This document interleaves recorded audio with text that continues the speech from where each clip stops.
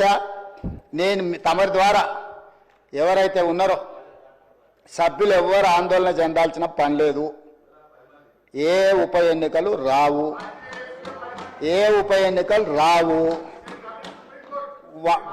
వారు వారి ఉప ఎన్నికలు వారు కోరుకున్నా రావు.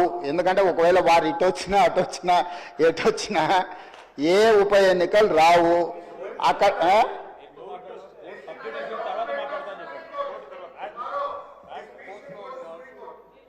అదేవిధంగా హరీష్ రావు గారు బాగా గుర్తు చేశారు.